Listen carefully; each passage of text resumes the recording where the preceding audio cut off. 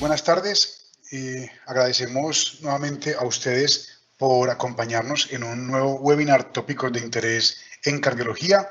Hoy vamos a hablar del presente y el futuro del tratamiento de la dislipidemia a cargo del doctor Gilberto Ahmed Castillo, quien es internista, cardiólogo, es el director científico de Cardioprevent IPS y el coordinador de la unidad cardiovascular del Centro Médico Imbanaco en Cali, Colombia. Además, es ex vicepresidente de la Sociedad Colombiana de Cardiología y un líder de opinión en tópicos relevantes de cardiología, y uno de ellos es la dislipidemia. Así que más que apropiado que sea él quien nos hable de la actualidad y el futuro. Doctor Castillo, muchísimas gracias por aceptar la invitación y bienvenido a este espacio. Hola Juan, buenas tardes. No, muchísimas gracias. Para mí es un placer acompañarlos esta tarde-noche y poder compartir con ustedes. Vamos a hablar entonces de uno de los temas interesantes realmente en lo que estamos viendo todo el tiempo y tiene que ver con lo que mencionabas de cómo el tratamiento de los lípidos para nosotros ha cambiado de manera significativa. Vamos a compartir pantalla, permítanme un instante. Bueno, ¿me confirma si se está viendo la presentación ya? Perfecto. Bueno, muchísimas gracias. Bueno, estos son los laboratorios para los cuales he dado conferencias en los últimos meses, pero no tengo absolutamente ningún conflicto de interés para esta conferencia en particular. Y para ponernos en el contexto actual, en el presente, empecemos viajando un poquito al pasado, pero al pasado reciente, al pasado donde empezamos a identificar la hipercolesterolemia como un factor de riesgo cardiovascular mayor e importante. Y realmente esto empieza con el estudio de Framingham en el año de 1948. La primera cohorte de Framingham, que arranca en ese año, muy rápidamente produjo los primeros resultados. En el año de 1961, o sea, solamente 13 años después de haber iniciado el estudio de Framingham, se hacen las primeras publicaciones donde se identifican los primeros 4 factores de riesgo cardiovascular. El colesterol elevado apareció allí como uno de esos primeros 4 factores de riesgo identificados como uno de los factores que se asociaba con un mayor riesgo de complicaciones cardiovasculares. El problema era que para esa época, 1961, ya sabíamos que el colesterol elevado era un factor de riesgo, pero no teníamos cómo poderlo tratar de manera significativa y cómo lograr con medicamentos que fueran seguros reducir sus valores como tal. En el año de 1964, estos dos personajes, el doctor Conrad Bloch y el doctor Theodor Linen, reciben el Premio Nobel de Medicina por haber identificado la vía del colesterol. Esto es interesante porque durante ese comienzo de la década de los 70, este personaje, que es un farmacólogo japonés, el doctor Akira Endo, había trabajado fuertemente en su laboratorio en Japón intentando trabajar específicamente la vía del colesterol. Así que había logrado una pasantía para ir a rotar en el curso de verano del doctor Conrad Bloch, pero el doctor Bloch ya estaba totalmente cotizado por haberse ganado el premio Nobel. Su curso de verano estaba completamente lleno y entonces el doctor Akira Endo, que ya tenía los permisos de su laboratorio donde trabajaba, que se llamaba Sankyo en esa época, hoy en día Daiichi Sankyo, pues tenía la alternativa de perder lo que ya había conseguido, porque no iba a poder ir a asistir al curso de verano del doctor Conrad Bloch, o tener otra opción. Y a él le salió otra opción, que fue irse para el Albert Einstein en Nueva York, pero algo totalmente diferente, y era trabajar específicamente con hongos. Entonces él decide irse para Nueva York, y eso son de los serendipities, de las casualidades de la vida que no existen como tal, porque gracias a esa investigación del doctor Akira Endo en hongos, que no era su fortaleza como tal, cuando regresa al Japón a final de la década del 70, empieza a acoplar todo este conocimiento que desarrolló sobre la síntesis y sobre las paredes celulares de los hongos, probando cómo los hongos podían a su vez producir sustancias que tenían que ver en la síntesis del colesterol como tal. Y es así como en el año 1978 logra sintetizar la primera estatina, que fue la mevastatina, un producto al cual se le tenía mucho temor porque se pensaba que podía llegar a ser tóxico. Así que en ese momento, digamos que esa sustancia empezó a ser ampliamente utilizada, pero únicamente en los laboratorios de investigación, no estaba disponible comercialmente. Y Akira Endo ayuda en gran parte a que él cede esta molécula para que el doctor Goldstein, Joseph Goldstein y Michael Brown puedan continuar y finalmente terminar sus estudios, que les dan el premio Nobel en el año de 1985 por haber identificado el receptor de colesterol LDL como tal. Ellos años después reconocerían que en gran parte el apoyo de Akira Endo había sido muy importante porque les había dado la sustancia con las cuales ellos habían podido probar sus teorías finalmente. Pero el laboratorio, el Sankyo, tenía temores porque en un estudio que habían realizado en perros, utilizando 300 veces la dosis convencional de esa estatina, la mevastatina, se asociaba con la posibilidad de producir linfomas en perros. Entonces ellos deciden dar un paso al lado con esa molécula. En ese momento, otro laboratorio muy fuerte en la parte de lípidos, que era Merck Random, compra ciertos derechos para utilizar esa molécula y muy rápidamente, a diferencia de lo que pasó con Akira Endo, que fue un proceso muy lento hasta lograr la síntesis de la primera estatina, Merck y sí modifican muy rápidamente la mevastatina y obtienen la primera estatina que sometieron a aprobación por la FDA en el año de 1987, que fue la lovastatina. La primera lovastatina que fue de Merck y esa fue la primera estatina comercialmente disponible en todo el mundo. Entonces, fíjense cómo, a pesar de que ya llevábamos muchos años sabiendo que el colesterol elevado era un factor de riesgo cardiovascular, pasó mucho tiempo más antes de lograr tener algunas moléculas que fueran al menos lo suficientemente importantes en la reducción de esos niveles de colesterol. Y ya sabemos que la lovastatina, pues hoy en día no es una de las estatinas que uno considere como primera elección. Después vinieron los estudios para identificar cuál era el beneficio verdaderamente de darle estatinas a los pacientes de alto riesgo. Y en este metaanálisis importante del CTT, de los trialistas del tratamiento del colesterol, publicado en Lancet en el 2005, se demostró que cuando a esos pacientes de alto riesgo, con las estatinas logramos reducirles el colesterol LDL 1 milimol por litro, lo cual equivale aproximadamente a 39.6 miligramos por decilitro de colesterol LDL, miren todos los desenlaces favorables que se presentaban. De manera significativa, la reducción en la mortalidad de causa coronaria de un 19%, la reducción en el riesgo de un infarto no fatal de un 26% y de un ACE isquémico no fatal de un 19%. O sea, contundentemente una reducción del famoso MACE que nosotros utilizamos para la gran mayoría de los estudios de seguridad cardiovascular. Entonces no estaba ya en discusión si la pregunta era darle o no darle estatina. Ya teníamos absolutamente claro desde hace 15 años que a los pacientes de alto riesgo había que darles estatinas. La siguiente pregunta era si nosotros, en lugar de utilizar estatina en dosis convencional, utilizábamos dosis altas de estatina, ¿podíamos generar mayor beneficio que riesgo o por el contrario se podían presentar complicaciones, miopatías, problemas hormonales y cantidad de cosas que se estaban especulando de lo que pudiera llegar a ocurrir si se utilizaban dosis altas de estatinas o particularmente si lográbamos bajar el nivel de LDL de manera significativa a un valor que de pronto fuera peligroso? Así que la siguiente etapa fue comparar dosis estándares de estatinas versus las dosis de estatinas de alta intensidad. En el año 2010, ese mismo grupo de los realistas del tratamiento del colesterol hace una siguiente publicación donde ahora incluye 26 ensayos clínicos y ahora lo que hace es comparar dosis tradicionales, dosis estándares de estatinas versus las dosis de alta intensidad. Y lo que nosotros podemos observar acá, recuerden que los resultados que están a la izquierda de esta línea vertical quiere decir que favorece la terapia intensiva con estatinas, a la derecha significa que favorece la terapia estándar.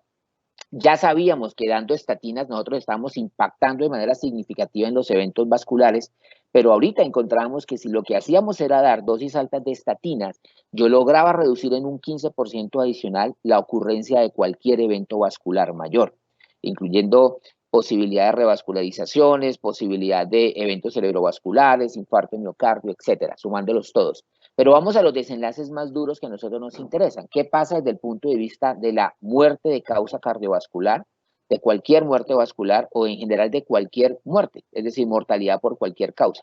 Pues nuevamente, igual a lo que ocurrió en el desenlace de eventos vasculares inespecíficos, si yo en lugar de dar una estatina convencional le doy una estatina de alta intensidad, yo reduzco en un 10% adicional la mortalidad por cualquier causa y reduzco adicionalmente un 14% la mortalidad de causa cardiovascular. Eso hizo que las guías se orientaran nuevamente a la recomendación de las dosis altas de estatinas, particularmente en esos pacientes de alto riesgo. Esos primeros grupos salieron en las guías americanas del año 2013, unas guías que las recordamos mucho porque generaron bastante polémica, básicamente porque eliminaron las famosas metas de LDL. Le decía a los médicos, mire, usted no tiene que fijarse en ninguna meta de colesterol LDL, simplemente déle la terapia estatínica y ya, y busque la reducción más importante que se pueda alcanzar.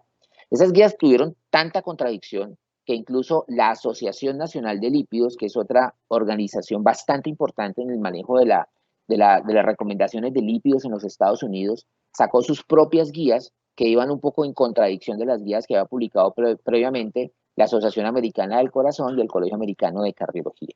Así que en estos 5 años que transcurrieron desde esa publicación de las guías, intentaron ponerse de acuerdo y en el año 2018, hace 2 años ya, sale las nuevas guías americanas. Pero miren que las nuevas guías americanas uno siempre genéricamente habla de las guías del AHA y ACC, pero realmente no es solamente AHA y ACC, son las dos sociedades científicas posiblemente más importantes que le dan más renombre a las guías, pero mire que son 12 sociedades científicas que se unieron para de manera conjunta estar de acuerdo en estas recomendaciones. Y miren, por aquí les señalo la NLA, que es la Asociación Nacional de Lípidos, que en esta ocasión estuvieron de acuerdo con estas recomendaciones de las guías americanas. Vuelven nuevamente al valor de las metas y se hacen algunos cambios importantes. Básicamente, desde el año 2013, las guías nos habían identificado 4 grupos de pacientes que se benefician de recibir terapias con estatinas. Y en general, todos estamos de acuerdo, independientemente si son las guías canadienses, americanas, europeas, en que estos pacientes se van a beneficiar de la terapia con estatinas.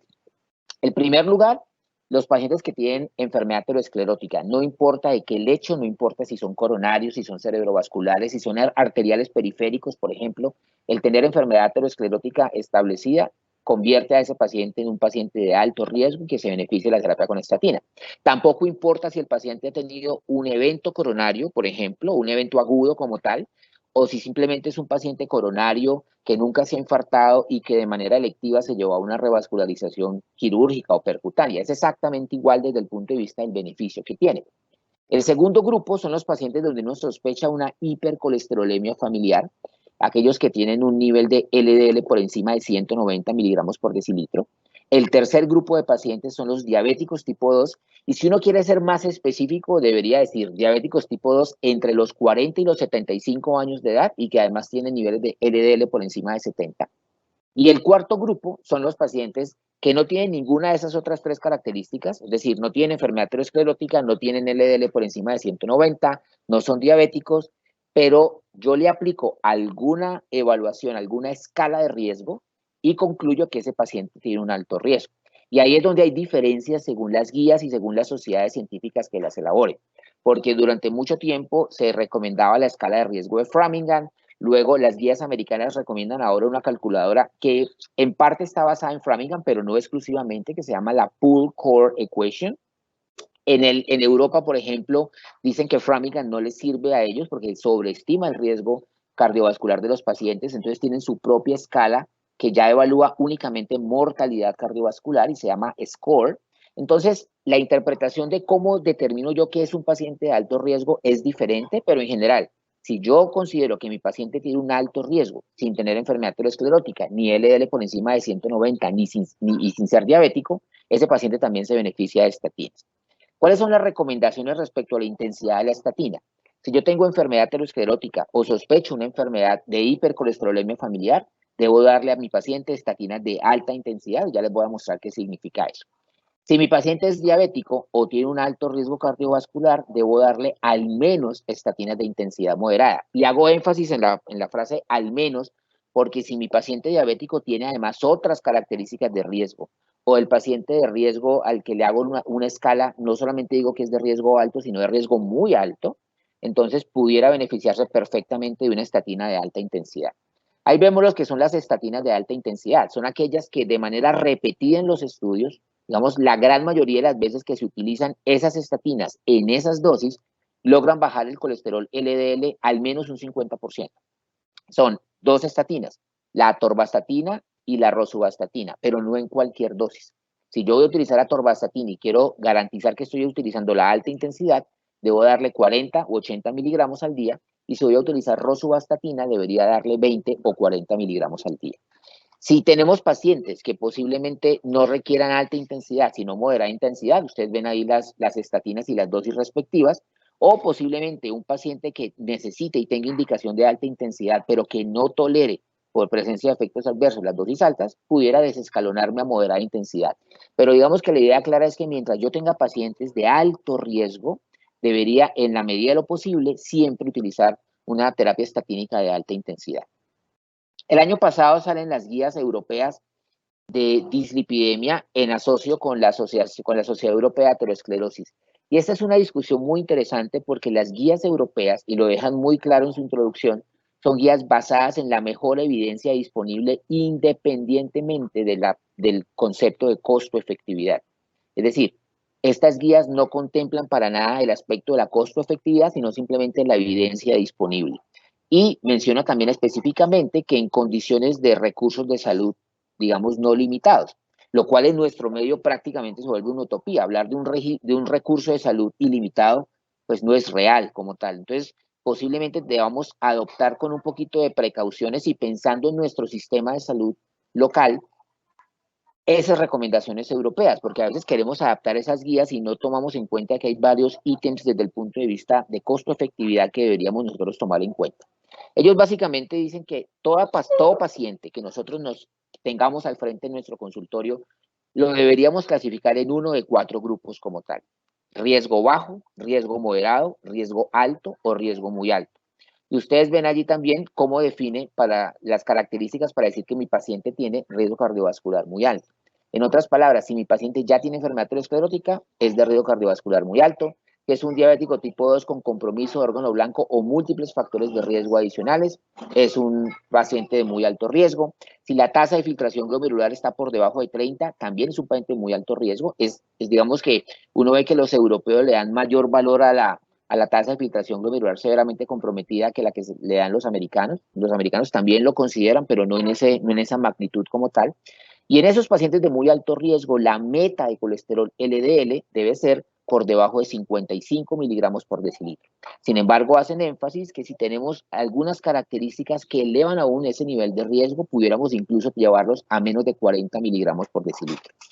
Los de alto riesgo, ven ustedes las características allí, posiblemente la gran mayoría de nuestros pacientes con diabetes mellitus tipo 2 van a calificar dentro del grupo de alto riesgo, los que tienen tasa de filtración glomerular entre 30 y 60 mililitros por minuto también, y en ellos vamos a buscar llevarlos a una meta de colesterol LDL por debajo de 70 miligramos por decilitro. Esta es una recomendación de un nivel superior, mientras que las metas para recomendación para el riesgo moderado y para el riesgo bajo son recomendación 2B solamente.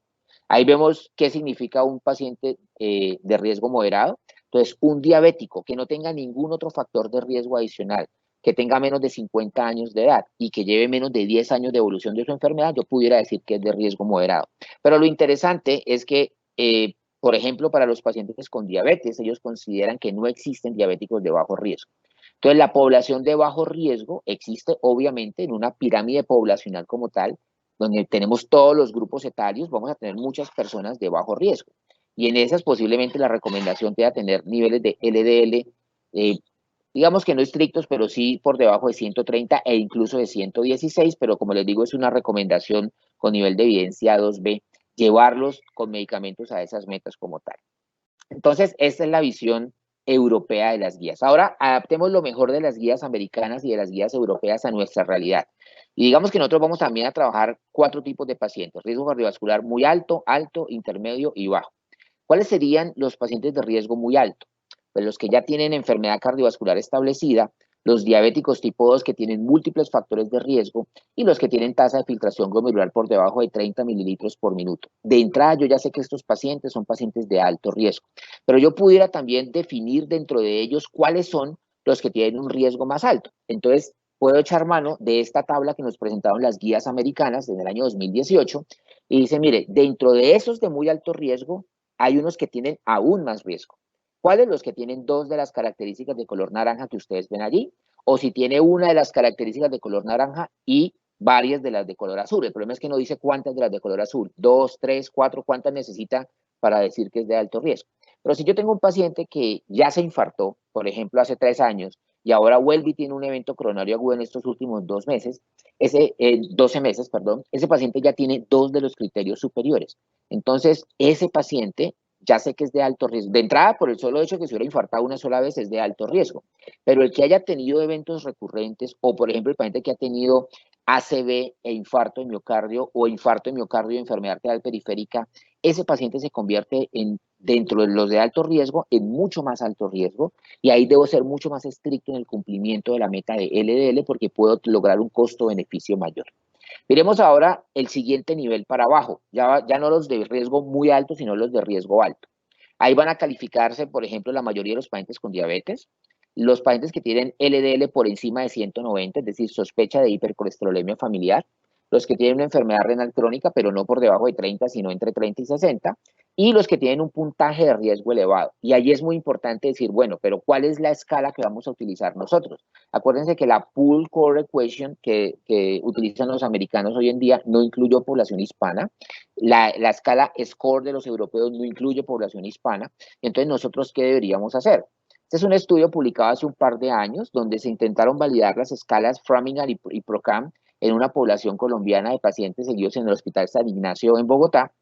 Y básicamente lo que ellos encontraron es que si yo tengo dos pacientes exactamente iguales con las mismas características y los mismos factores de riesgo, pero uno tiene, digamos, los genes hispanos, los genes latinos, mestizos como tal de nosotros, y el otro tiene sus genes anglosajones o nórdicos, si yo los sigo en el tiempo, posiblemente lo que voy a encontrar es que con las mismas características y aplico la escala de riesgo de Framingham, el paciente que tiene los genes mestizos latinos como tal tiene, por poner un ejemplo, una probabilidad de un evento del 7.5%, mientras que la persona que tiene los mismos factores de riesgo, pero sus genes son anglosajones, la posibilidad de un evento cardiovascular mayor es más alta, es del 10%. Es decir, si nosotros utilizamos Framingham, normalmente en nuestra población parece que ocurre algo similar a lo que refirieron los europeos, y es que se sobreestima el nivel de riesgo.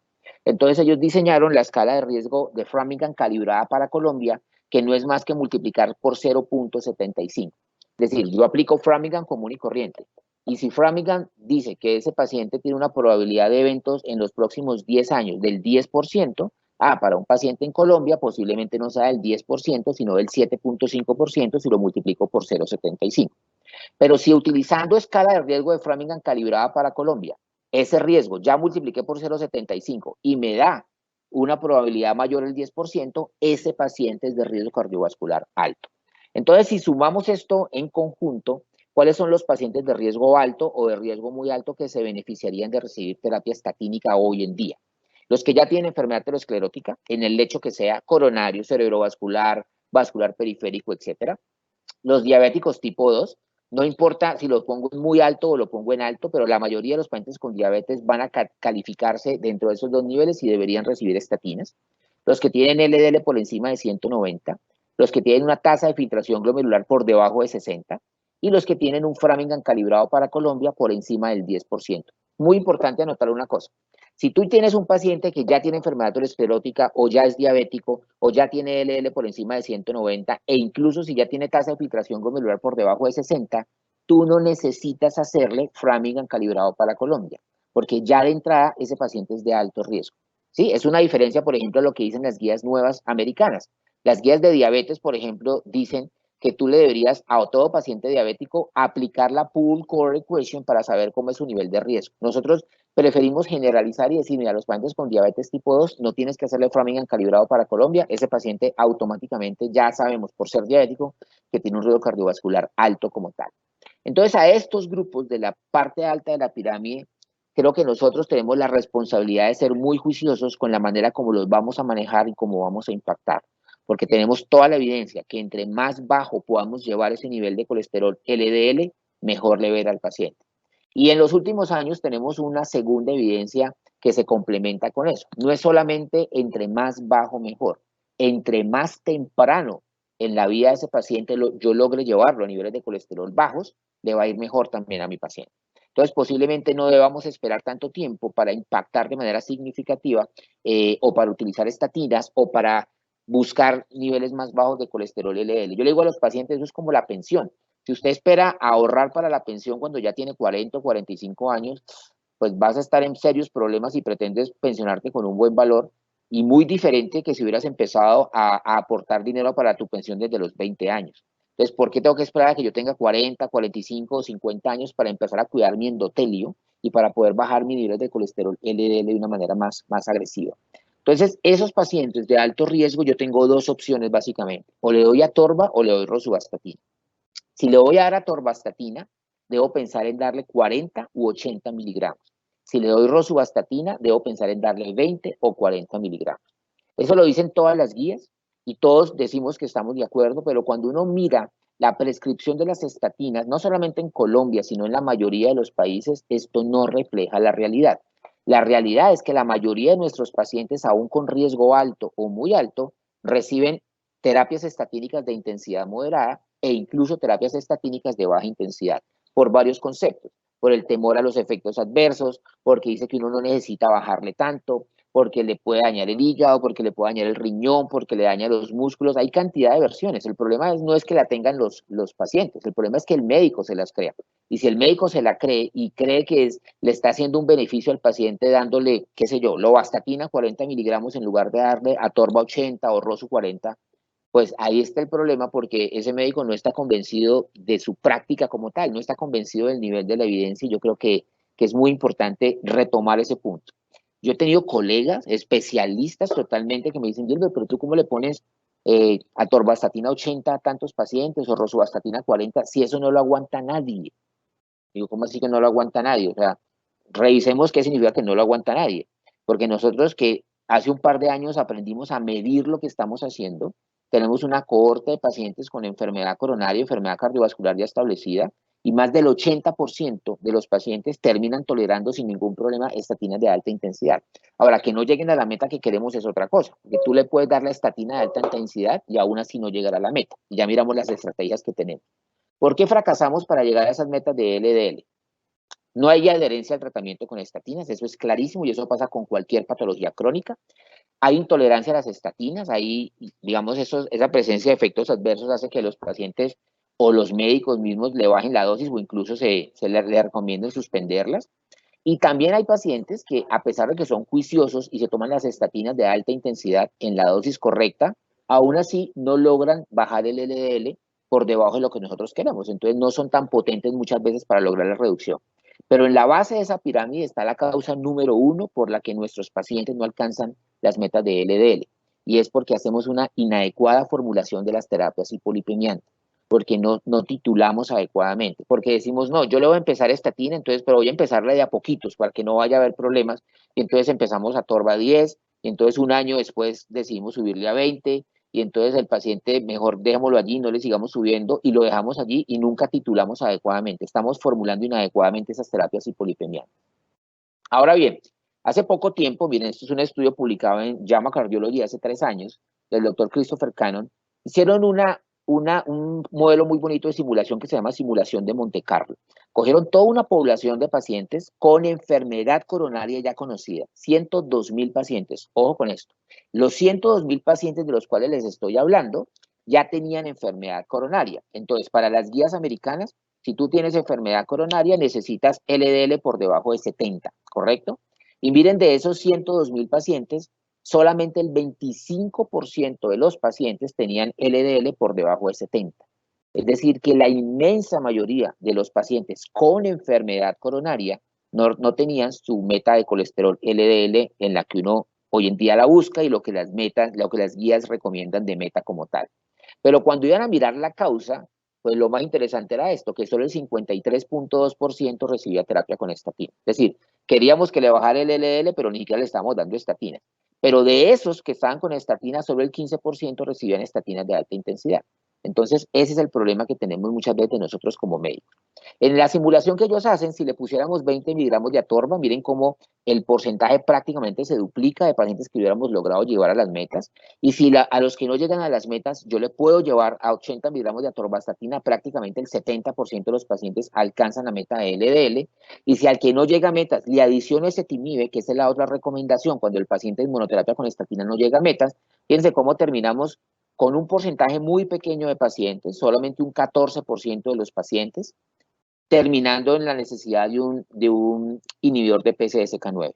Entonces, a veces nos damos golpes de pecho por lo que significa para nuestro sistema de salud colocarle a todos los pacientes un inhibidor de PCSK9, pero es que a muchos de esos pacientes se lo estamos formulando sin haberle dado la opción absolutamente de titular su terapia hipolipemiante oral previamente. Muy bien, entonces, Ese es el presente que tenemos hoy en día. Sin embargo, el nivel más avanzado que tenemos para reducir colesterol LDL son los anticuerpos monoclonales contra la PCSK9, evolocumab y alirocumab. Sin embargo, bajar el LDL no es la solución total. Aquí les muestro los resultados del desenlace primario de los dos estudios grandes de estas dos moléculas. A la izquierda ven ustedes los desenlaces del estudio Fourier con evolocumab y a la derecha los resultados del estudio Odyssey Outcomes con alirocumab.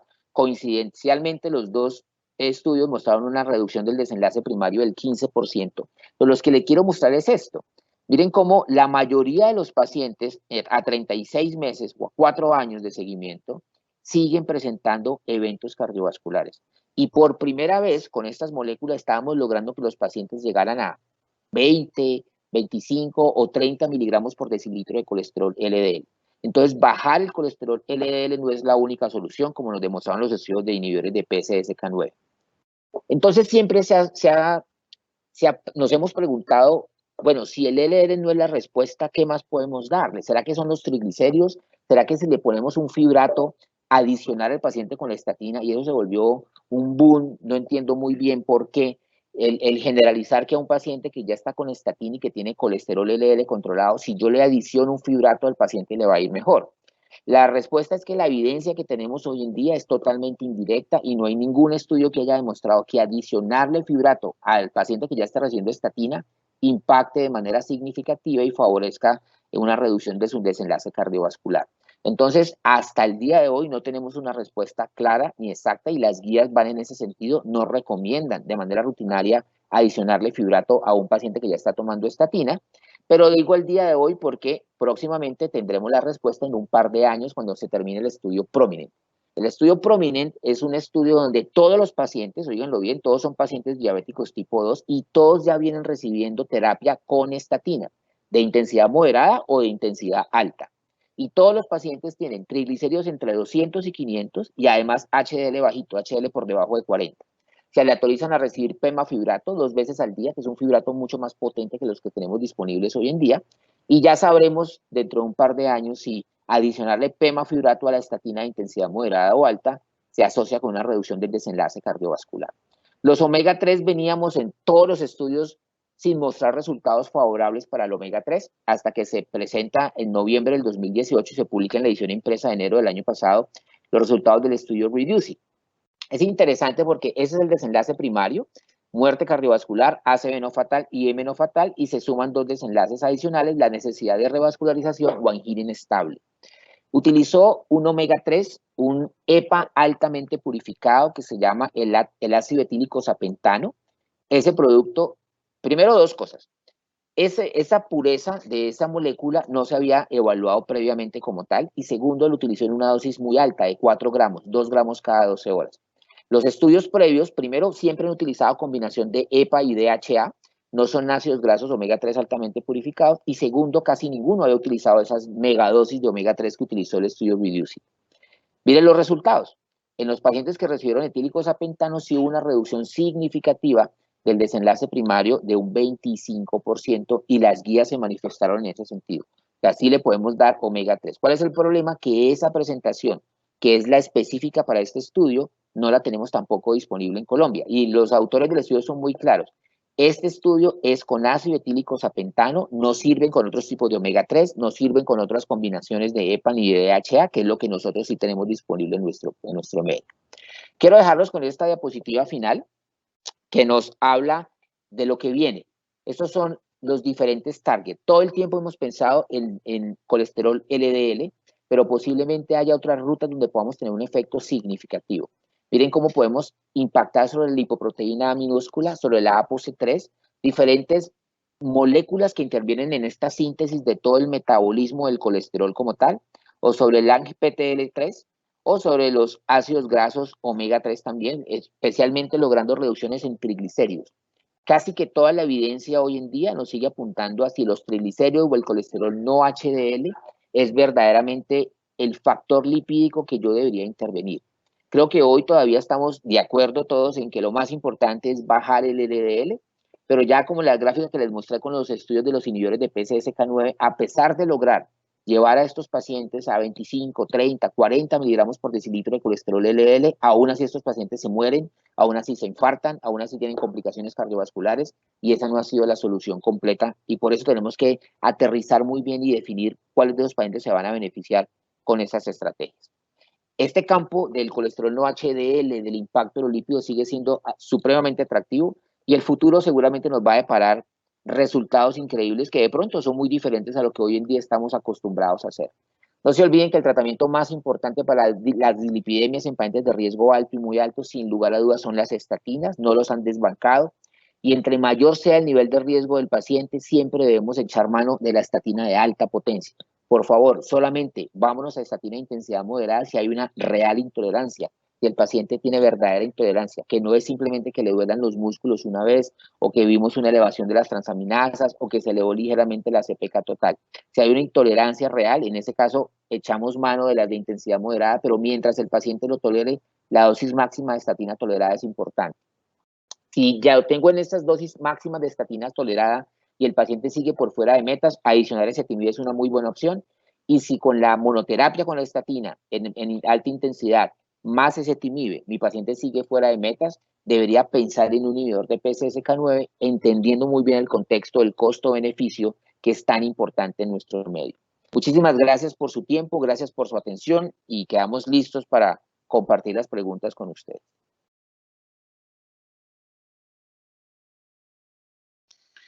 Bueno, doctor, muchísimas gracias por la conferencia, por la excelente revisión en este periodo de tiempo. Queda el espacio abierto para que ustedes puedan hacer las preguntas, y mientras tanto yo empiezo con César Ruiz, que nos pregunta desde Sahagún, Córdoba.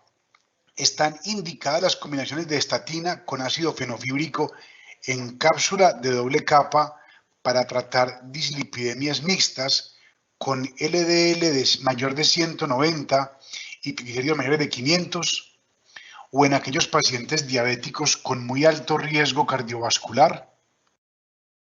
Listo, son dos poblaciones distintas. Si tú tienes un paciente con ¿cuál es la indicación hoy en día para dar fibratos? La indicación para dar fibratos hoy en día es un paciente que tenga triglicéridos por encima de 500, no hay ninguna duda. ¿Cuál es el paciente para darle estatinas? Los que ya mencionamos hoy en la conferencia. Entonces, si tienes un paciente que tiene indicación de tomar estatina, porque tiene alguno de estos 4 grupos de riesgo como tal, y además tiene triglicéridos por encima de 500, por supuesto que tiene toda la justificación de que le des la terapia combinada. Ahora, tú decides si se la das en la misma cápsula o no se la das en la misma cápsula. Tú decides si las presentaciones que tienes para ti permiten la titulación adecuada o no lo permiten, pero debe recibir una estatina y debe recibir un fibrato. Ese paciente es muy diferente del diabético de alto riesgo. En el diabético de alto riesgo, como les mostré ahorita, no hay evidencia directa de ni un solo estudio con desenlace primario ha demostrado que adicionarle el fibrato al paciente que ya está tomando estatina sea benéfico. Solamente vamos a esperar los resultados del PROMIREN para saber si sí o si no. Ahora, a uno le gustaría decir que sí. Pero es que hay un estudio que fue el estudio ACCORD. El estudio ACCORD, en un análisis de subgrupos, encontró que en ese grupito de pacientes que tenían triglicéridos por encima de 200 y además HDL por debajo de 34, ambas cosas al mismo tiempo, los fibratos adicionados a la simvastatina, que fue la estatina usada en ese estudio, parecía que sí le servía. Pero es un análisis de subgrupos, es un generador de hipótesis. O sea, toda la evidencia indirecta es que pues puede que sirva, pero no la sabemos en este momento a ciencia cierta. Por eso, hasta que tengamos los resultados del PROMIREN, vamos a saber si sí vale la pena usarlo o no. Entonces, en un diabético de alto riesgo, si no tiene triglicéridos por encima de 500, yo no le veo mucha justificación a la utilización del fibrato, pero total justificación sí a la utilización de la estatina. Yo no sé si querés dar alguna recomendación complementaria a la pregunta, pues, al comentario de Alberto Giraldo. Creo que ya hablaste amplio sobre esto. ¿Qué tal la combinación de rosuvastatina y ácido fenofíbrico? Sí, o sea, la pregunta debería ser más bien, ¿para qué la quiero? O sea, que si me parece chévere la combinación, buenísima. ¿Hay pacientes que tengo que utilizar estatina con ácido fenofíbrico? La respuesta es sí, pero es un grupo así de pequeño de pacientes. O sea, la indicación real donde no tenemos duda que hay que darle una estatina y un fibrato es aquel paciente que tiene clara indicación de estatina y además triglicéridos por encima de 500. En los demás pacientes es especulación. Yo sé que hay gente amante a morir y defensora a morir de los fibratos, pero yo solo les digo, muéstrame un estudio, no me muestres dos, no me muestres tres, muéstrame un solo estudio aleatorizado que demuestra que colocarle el fibrato mejora el beneficio del paciente que ya tiene estatina, y no lo hay. Lo va a ver solamente cuando salgan los resultados del PROMINENT. Entonces, me parece que es una opción muy chévere cuando el paciente le sirve, pero a los que no necesitan, pues no vale la pena darle. Adicionar el fibrato no le está generando sino posiblemente más efectos adversos y no más beneficios por combinarlo. Una pregunta sencilla para una respuesta corta. ¿Cómo mejorar HDL? Farmacológicamente no se debe dar ningún medicamento. Los medicamentos que sirven para subir el HDL no sirven para nada en desenlaces clínicos. Entonces la respuesta es con dieta y ejercicio, pero yo tengo pacientes que son súper juiciosos con dieta y ejercicio y su HDL nada que sube. Entonces, digamos que es una lotería genética. Ya sabemos que el HDL no es solamente el valor numérico, sino que también hay fenotipos y hay diferentes subgrupos de HDL, pero lo mejor que podemos hacer ahorita todos es dieta y ejercicio si queremos subir los niveles de HDL. ¿Y tomar licor se puede? Se puede, pero no le va a ayudar para subir el HDL. Perfecto. ¿Cuándo debo tomar aspirina si soy diabético? Si tienes prevención secundaria, es decir, en el paciente, antes casi que la aspirina era parte de la receta siempre de todo paciente diabético. Hoy en día, desde 2018 para acá, con los resultados del ASEN y los estudios de la seguridad, digamos, de la aspirina, ya no es tan así. Si un paciente diabético ya ha tenido un evento aterosclerótico, debe seguir tomando estatina por el resto de su vida.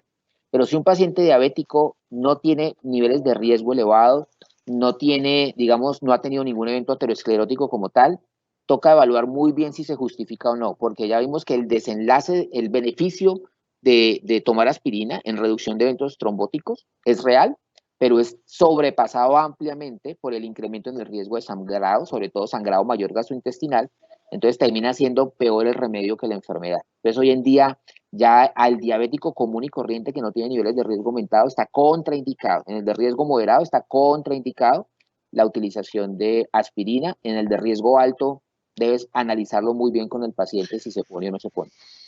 Bueno, doctor Castillo, te voy a pedir ahora de pronto ser un poco más breve porque nos estamos alargando en la cantidad de preguntas con lo que has planteado con esto para el futuro. También lo mencionaste, pero para recordarlo, ¿qué score de evaluación de riesgo cardiovascular, pregunta Cristian Reyes, aplicar en Colombia? Las guías recomiendan Framingham calibrado para Colombia. Tienen muchas críticas, muchas discusiones, pero el mismo ministerio lo recomienda en sus guías. Framingham calibrado para Colombia. ¿Y para Latinoamérica? Yo creo que somos más parecidos en Latinoamérica nosotros que con los scores que se han hecho en Europa. Voy a tomar el atrevimiento de un pequeño paréntesis, cortico. Hace un par de años había un evento cardiometabólico donde en el momento del refrigerio había dos opciones. Era vaya coma gratis o encuentro con los panelistas, con los speakers. Y ahí estaba el doctor Neil Stone, que es el autor de las guías principales del dislipidemia del 2013. Y todo el mundo se fue a comer y el doctor Stone estaba solito ahí en su mesa esperando a que llegara gente para dar las preguntas. Yo me acerqué y charlamos con él de eso. ¿Qué escala deberíamos utilizar nosotros en Colombia? Él me decía, mire, nosotros no utilizamos para la pool core equation, no hay ningún paciente hispano, ustedes no deberían utilizar para nada. Ahora, cada país ha hecho su propia escala. Nosotros en Colombia no la hemos hecho y seguramente no la vamos a hacer, ni en Latinoamérica tampoco. Lo que hacemos es validar las escalas internacionales y de alguna manera se hizo un ejercicio de validación de esta escala de Framingham y es la que está recomendada. ¿Cómo mejorar o prevenir las osteomialgias derivadas de estatinas? Yo creo que lo más importante es el convencimiento del médico de que eso puede ocurrir y de que eso no significa quitar la estatina. Una vez que tú como médico entiendes que eso puede pasar y que eso puede ocurrir, vas a saber manejar al paciente que se queja de dolores musculares. Hoy en día no se llaman, digamos, osteomialgias como tal, hoy en día se prefiere el término eventos musculares asociados a las estatinas. no causados por las estatinas, porque ya sabemos que muchos de estos pacientes, hay estudios muy interesantes, pacientes que se quejan de síntomas musculares, se le quita la estatina y luego se le reinicia un placebo diciéndole vamos a empezarle esta estatina otra vez, a ver si la tolera otra vez. Y el paciente vuelve y se queja de dolores musculares cuando lo que se le inició fue un placebo totalmente. Entonces, se prefiere utilizar el término eventos musculares asociados con estatinas. ¿Hay pacientes que van a tener intolerancia? Absolutamente sí, esos pacientes existen, pero posiblemente son alrededor del 9%. Ese 9% de los pacientes tú ya has intentado hacer de todo. Has bajado la dosis de la estatina, le has cambiado la estatina, le has dado un periodo de washout, o sea, lo dejas descansar de la estatina durante un tiempo, intentas reiniciar en dosis más bajas y aún así el paciente no lo tolera. Son pacientes realmente intolerantes a las estatinas. No sirve utilizar coenzima Q10.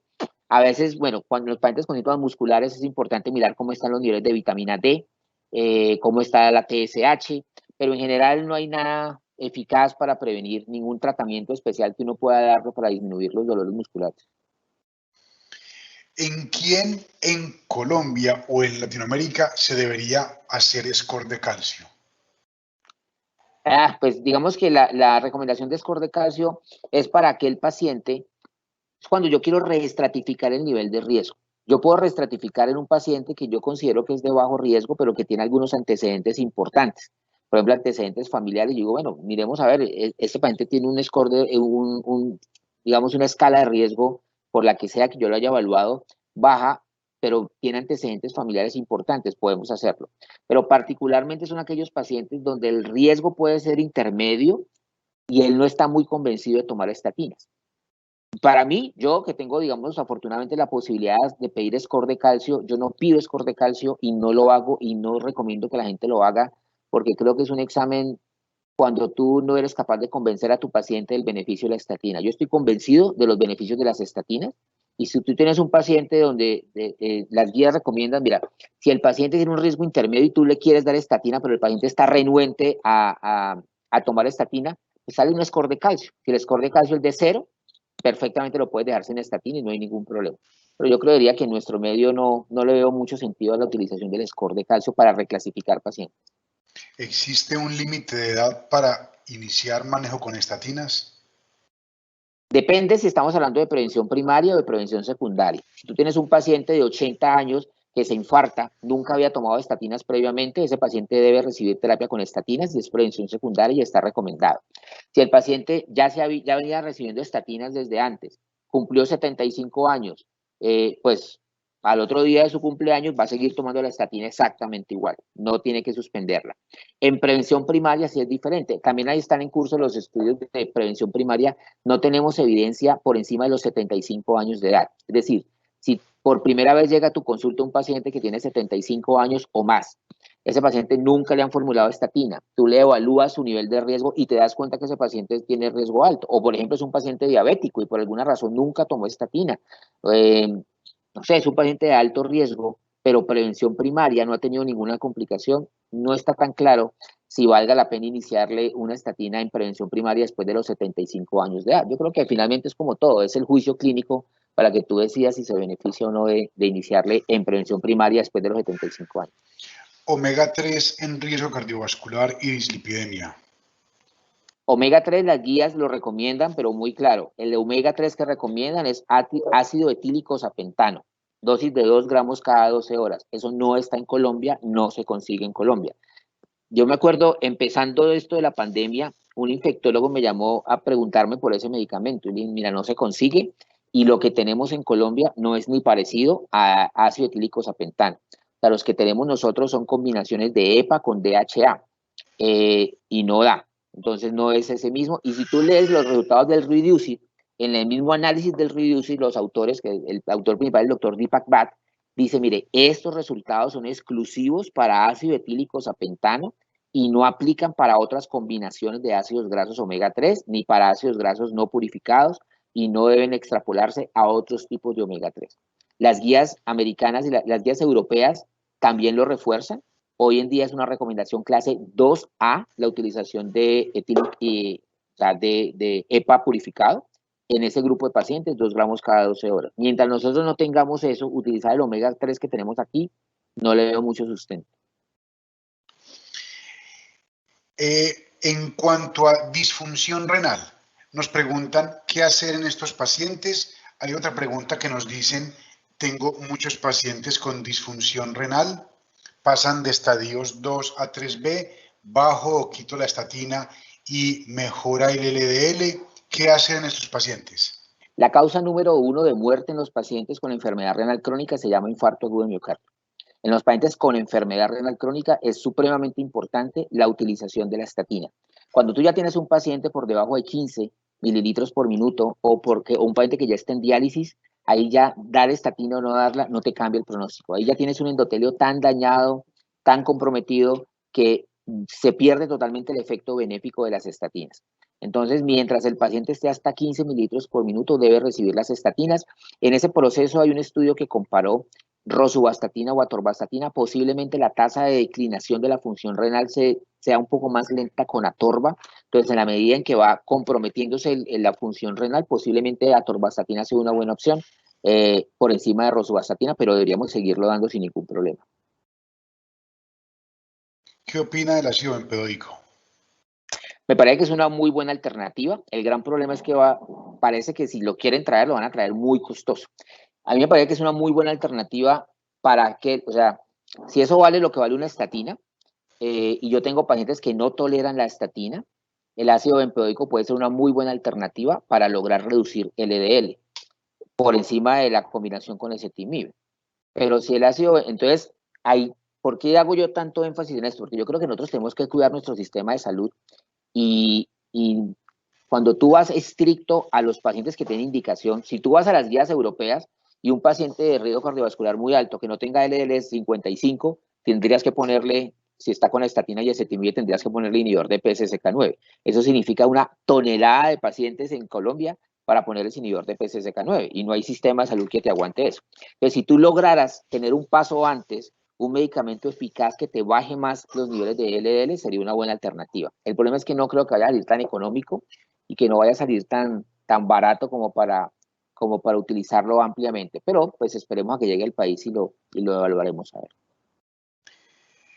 Bueno, en paciente diabético tipo 2, ¿cuándo es de muy alto riesgo? El diabético tipo 2 de más alto riesgo es aquel que ya tiene enfermedad aterosclerótica conocida en cualquier lecho o el paciente que tiene adicionalmente múltiples factores de riesgo. Ese es el paciente diabético de más alto riesgo. O sea, es un diabético que ya se infartó o un diabético que ya hizo una ACV o un diabético que tiene enfermedad arterial periférica. Ese es un diabético de muy alto riesgo. Y también el diabético que sin haber tenido ningún evento aterosclerótico como tal, es un paciente que tiene múltiples factores de riesgo o compromiso de órgano blanco. El paciente que tiene, por ejemplo, compromiso de la función renal con albuminuria, ese es un paciente diabético de muy alto riesgo. El paciente que tiene hipertrofia ventricular izquierda y diabetes es de muy alto riesgo. O, para hacerlo más genérico, el que tiene sumatoria de 3 factores de riesgo. Entonces, un diabético que fume, que sea obeso y dislipidémico, ese es un diabético de muy alto riesgo. Bueno, entramos en la recta final, doctor, y como sé que usted tiene muchos compromisos, ahora sí, preguntas largas, respuestas cortas. Uso de estatinas. ¿Cuánto tiempo esperar para el máximo efecto? ¿Cuándo medir niveles y cuándo suspender? Que a las 8 semanas o sea, es muy raro que después de las 8 semanas vayas a ver un efecto diferente. Entonces, normalmente lo puedes ver desde temprano. Incluso hay pacientes que a las 4 semanas ya tienen efectos. Pero si quieres ir a la fija, no hagas perfil lipídico antes de 6 a 8 semanas. Mínimo a las 6 semanas y máximo a las 8. A las 8 ya puedes verlo. Entonces, a las 8, lo que tú veas a las 8 semanas, ese es el impacto real de la estatina que formulaste. ¿Y cuándo la suspendo? ¿Cuándo la suspendo? ¿Cuándo suspendo la estatina? En pacientes con diferentes riesgos, bajo, intermedio, alto, muy alto riesgo, la pregunta sería, ¿se suspende? Si Eso es llego a como metas. decir, ¿cuándo le suspendo el antihipertensivo al paciente hipertenso? Nunca. ¿Cuándo le suspendo el antidiabético al paciente diabético? Nunca. Y eso es un concepto que ha cambiado mucho. Antes pensábamos, tome droga para el colesterol por ahí por 6 meses, por un año y cosas de esas. Hoy día sabemos que no. Hoy estas son patologías crónicas porque acuérdense que el colesterol LDL no depende tanto de lo que yo como. Solo un 15% del LDL es el resultado de mi ingesta. El LDL depende de lo que mi hígado produce. Entonces yo puedo llevar mi nivel controlado muy bien, llevando 5 años tomando estatinas, tú dejas de tomar la estatina y tu nivel de colesterol LDL se te dispara automáticamente. Entonces lo que necesitamos es mantener frenado ese nivel de colesterol LDL. En cuanto al ejercicio, ¿duración o intensidad? Ambas. Hoy en día sabemos que si tú puedes compensar una con otra, si no puedes hacerlo con duración, puedes hacerlo con intensidad. Pero digamos que si puedes combinar las dos cosas, mucho mejor. Y no solamente ejercicio aeróbico, sino también ejercicio de resistencia. Ambas hubiera sido la respuesta perfecta para ahorrar tiempo. Interacción entre dislipidemia y resistencia a la insulina. La resistencia a la insulina, el factor patognomónico de la resistencia a la insulina es que se frena la lipólisis. Entonces, cuando hay resistencia a la insulina, tenemos muchos ácidos grasos libres circulantes. Y esos ácidos grasos libres circulantes van a buscar dónde meterse. Y como tienes saturados los adipocitos, posiblemente por ese efecto de resistencia a la insulina, va a haber un mecanismo que te lleva a la famosa dislipidemia aterogénica. Entonces, cuando hay resistencia a la insulina, es más probable que tengamos niveles altos de triglicéridos, que tengamos niveles bajos de HDL y que tengamos LDL que se eleva un poco, pero no tanto, pero se eleva especialmente a expensas de LDL pequeño y denso, que es un fenotipo especial más peligroso, más heterogéneo. En pacientes con riesgo cardiovascular alto, pero niveles de LDL en meta de normalidad, ¿inicio estatinas o cambio de estilo de vida? Sí, riesgo cardiovascular alto con LDL. Mira, por ejemplo, un paciente diabético, solamente se sabe que el 7% de los diabéticos que no toman estatinas tienen LDL por debajo de 70. Por consiguiente, es muy raro que un diabético que no tome estatinas tenga LDL por debajo de 70. Pero digamos que si llega el caso que tienes un paciente de muy alto riesgo y que fisiológicamente él tiene un LDL de 50, pues posiblemente yo le dé el beneficio de una estatina también, pero si yo logro mantener, ese paciente seguramente tiene algo genético que lo está favoreciendo, se ganó la lotería genética que hace que sin hacer mayor cosa, a pesar de tener un riesgo cardiovascular muy alto, tiene niveles de LDL controlados. Ya toca definir si vale la pena darle estatina o no, pero posiblemente yo sí le otorgo el beneficio. Paciente que usa estatinas, principal efecto adverso. Síntomas musculares asociados con la estatina. En paciente que no tolera estatina y tiene riesgo cardiovascular alto o LDL alto, con intolerancia a estatinas, ¿qué utilizar? Si ya lo tengo totalmente convencido, ya he hecho todo el proceso, le he cambiado de estatina, le he suspendido varias, le reinicio y vuelve y le dan síntomas musculares. Una opción muy pobre sería la utilización del ezetimibe. Yo puedo utilizar fibratos también para bajar el LDL si no tengo tolerancia a la estatina, pero si no tolera la estatina puede que también presente efectos adversos al fibrato, puede ocurrir. Y finalmente, si no tolera nada de esto, puedo llevar a un paciente, si su riesgo es muy alto, a un inhibidor de PCSK9. 5 años con atorvastatina, el último colesterol es 200 y triglicéridos en 300. Está indicado iniciar cipofibrato 100 miligramos diarios. El último colesterol total o colesterol LDL. Total.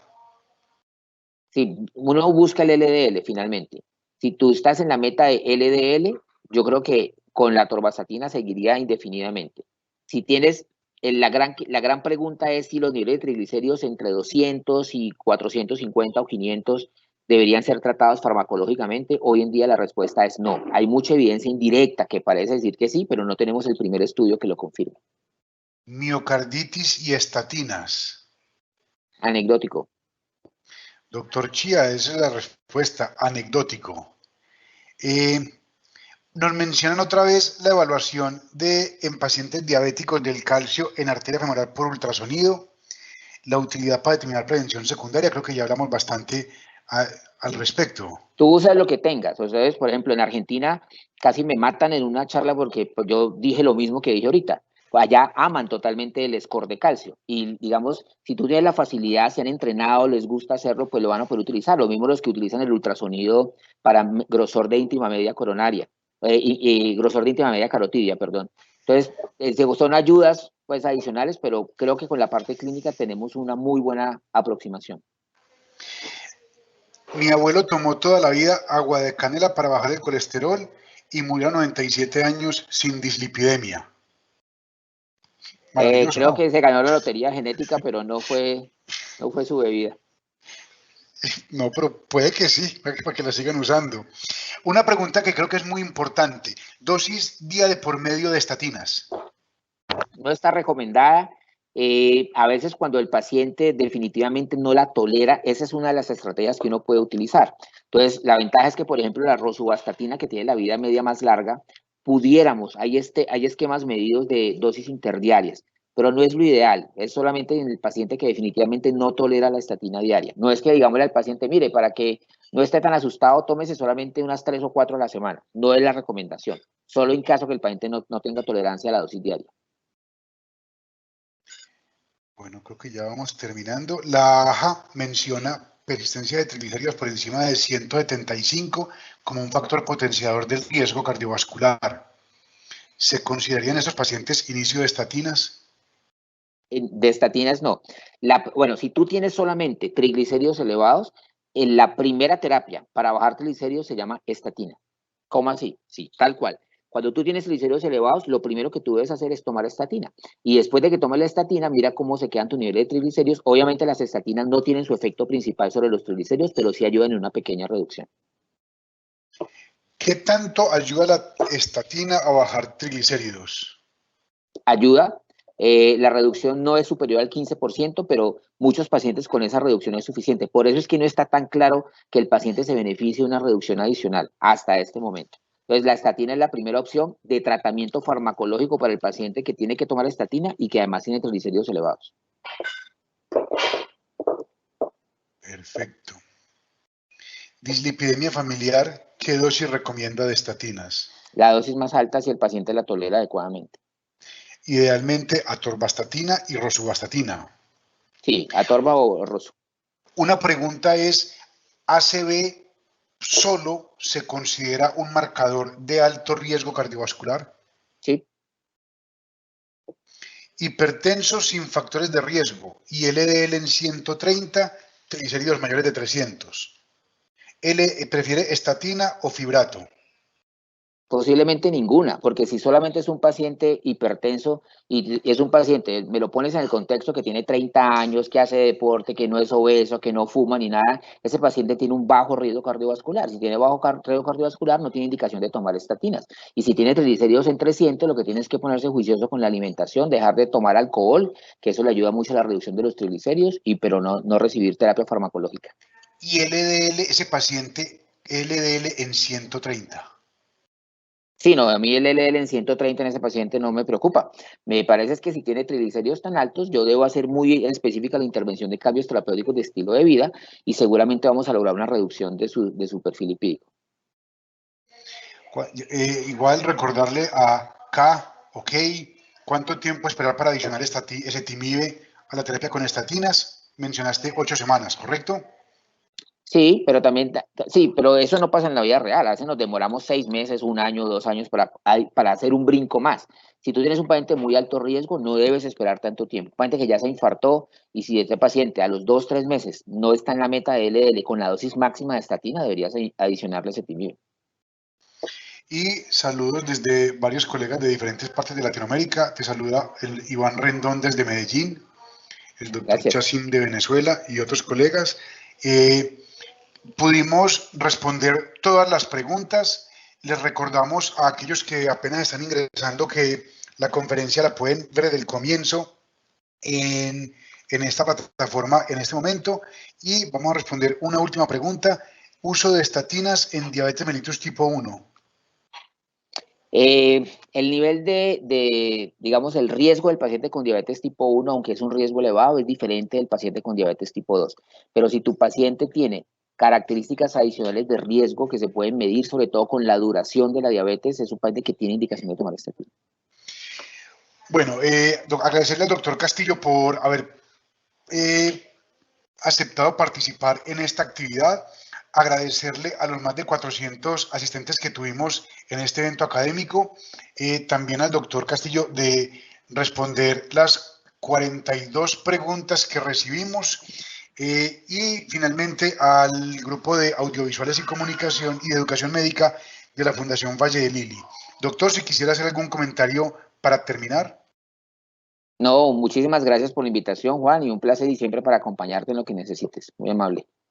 Entonces ya saben que seguiremos contando con el doctor Castillo en las actividades académicas. El próximo miércoles tendremos la conferencia con la doctora Montenegro en relación a enfermedad tromboembólica y venosa y anticoagulación. Y les recuerdo la invitación para el Congreso de Cardiolili, que es del 4 al 7 de noviembre. Nuevamente a ustedes muchísimas gracias y les recuerdo que se tienen que cuidar bastante en esta época de pandemia. Hasta luego.